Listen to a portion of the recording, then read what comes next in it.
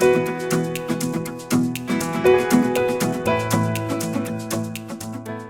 everyone, it's Reverend Hope, and I'm back again to talk more about creation care.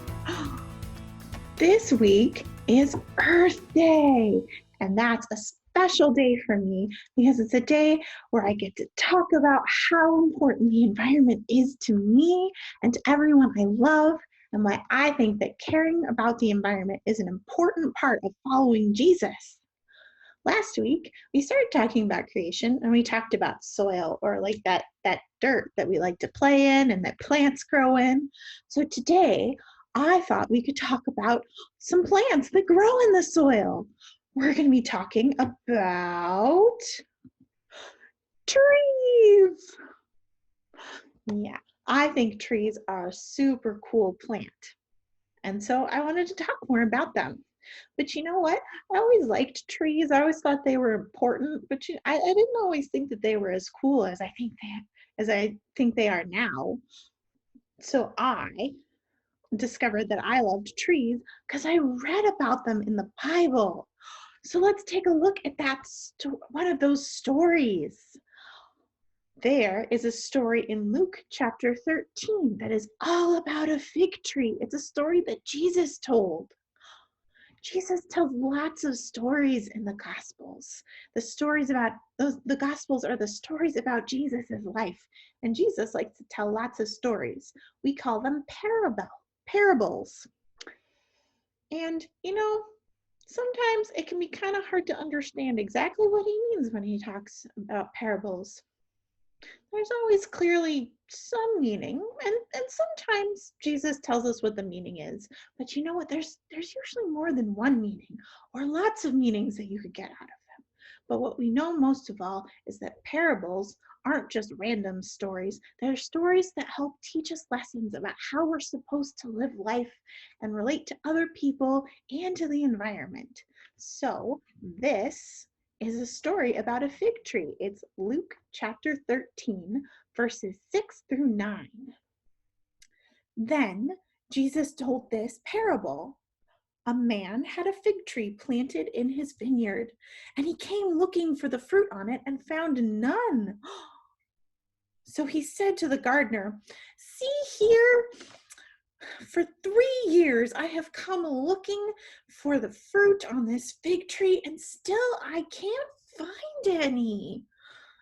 Cut it down. We're wasting the soil here on this tree." The gardener replied, "Sir, leave it alone for one more year, just one more year, until I dig around it and put manure on it. If it bears fruit next year, well, that's great. And if not, then we can cut it down."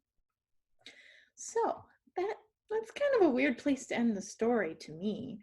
It just kind of ends, and we don't know if the fig tree had fruit on it next year or not. I like to think that it did, but we don't know for sure. That gives us a lot to think about. I think we might need to talk to someone who knows a little bit more about trees than I do to help learn what this story means. So let's meet someone else, someone who helped me learn to love trees even more. So I have with me a very special friend, and her name is Miss Kelsey. All right, can you tell us who you are and why you're talking to us about trees? Of course. Hi, everyone. My name is Kelsey. As Hope said, I am a youth programs coordinator for a nonprofit in Washington, D.C. called Casey Trees. And a nonprofit, so I work here in DC, and our mission or our goal as a nonprofit is to restore, enhance, and protect DC's tree canopy. So I get to do that by teaching kids about trees, and I also get to do that by planting trees at schools with kids, which is really fun. I love planting trees. I love teaching kids about trees and learning about trees myself. Well, I get to work in DC. I know you all are living in Minnesota, in Minneapolis. So we have different trees that grow in these different places, but they're very special to our communities in both places and all over the world too. So what are some of your favorite things about facts or things about trees? Or you can tell us about your favorite tree if you want. Oh my gosh, I have too many favorite trees, Hope. But one thing I love, well, I love many things about trees. One thing I love, especially in the summertime, because we have really hot summers in DC, is that we get a lot of shade from trees. So trees keep our city cool. I also love in the springtime in Washington, DC, many of you might have seen pictures or been to DC even during the spring. We have a very special tree called the cherry tree that flowers in the springtime. So they give us beautiful pink flowers. I also Like love, looks kind of you like a have flower. cherries on your, yeah, it I kind of do. looks I like, don't think I did that intentionally, but good job. We didn't plan this, but here we are. So there are cherry trees in the spring. Also in DC, there's something called the dogwood tree, and they have beautiful flowers. So lots of different trees have different flowers. And finally, I love eating different fruits from trees and maple syrup. So if you like maple syrup, you can put that on your pancakes. I'm also a big coffee drinker because I'm an adult, and coffee comes from trees too. But if you don't like coffee because it's bitter and gross, which I get, you can also get chocolate from trees. So trees give us all kinds of delicious things that we get to eat. I know some of you like chocolate because we've talked about that. Chocolate's very important. It is very important. I like chocolate too. Yeah. So I don't think we have cherry blossoms or dogwoods here, but we do have some trees with flowers. I don't know what they're called though. Okay. I'm really bad at knowing the names of trees. That's okay. Just send me pictures, Hope, and I will tell you what kind of tree they are. And if any of you are wondering what kind of tree things are, I can send pictures to Kelsey. I do that a lot, actually. Yes. So we just read a story about a fig tree. Yeah, so I mean that's a kind of fruit tree. And I don't know if fig trees grow in Minnesota, but they grow in the Middle East. It's one of the few fruit trees that they have because that's a desert and it's hot and it's dry, so there aren't a lot of trees that grow there, but fig trees do really well. And let's see. It's kind of a weird story. It's a parable, so we have to try and figure out what the meaning of that story is. So I mean, it's this man who planted a fig tree and he keeps going to it and there's no fruit on it. And so he wants to cut it down because he thinks it's a waste of space. Yeah, so what do you think about that? What do I think about Yeah. that? Okay.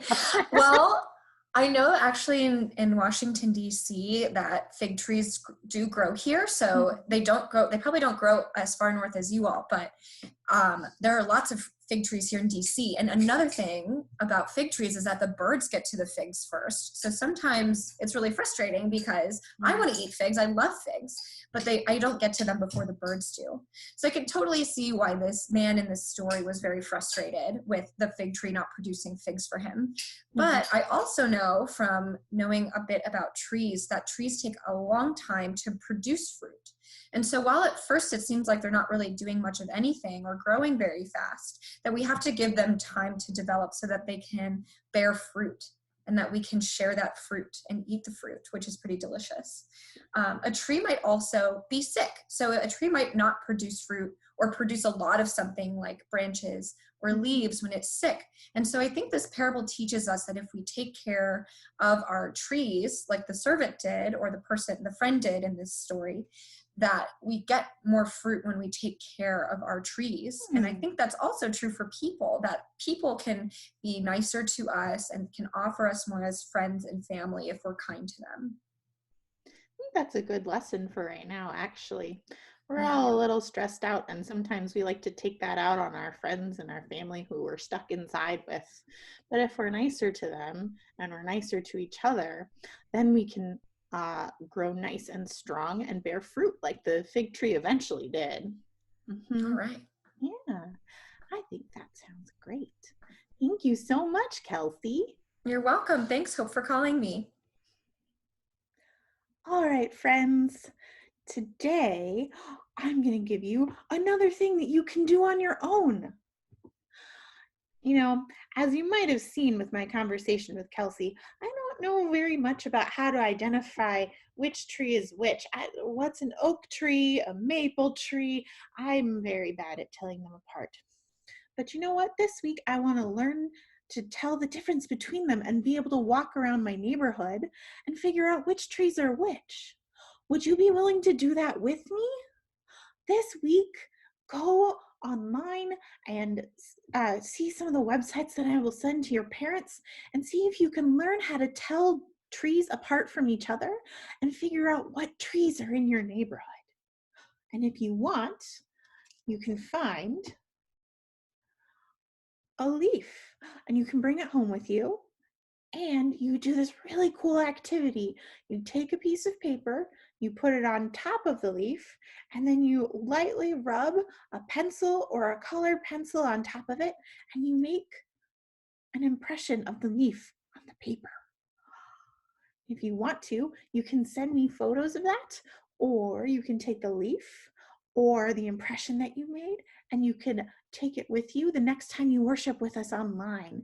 And when you pray with us online, you can thank God for trees and all the amazing things that trees do for us.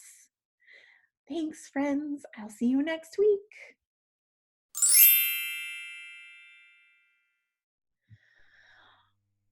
Okay, friends, Kelsey's back for this week's special fact.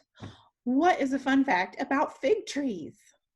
Well, fig trees and wasps need each other. And I know that we are maybe afraid of wasps, but what's really cool about the fig tree is that wasps lay their eggs in the fig fruit, and that protects the eggs. And because that wasps do that, then we get the fig fruit. So without the wasps, we wouldn't have fruit.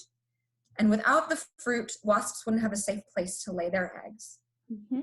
The wasps help pollinate the plant. Mm-hmm. Exactly. That's what makes fruit. That is a pretty cool fact. Indeed. Bye, friends.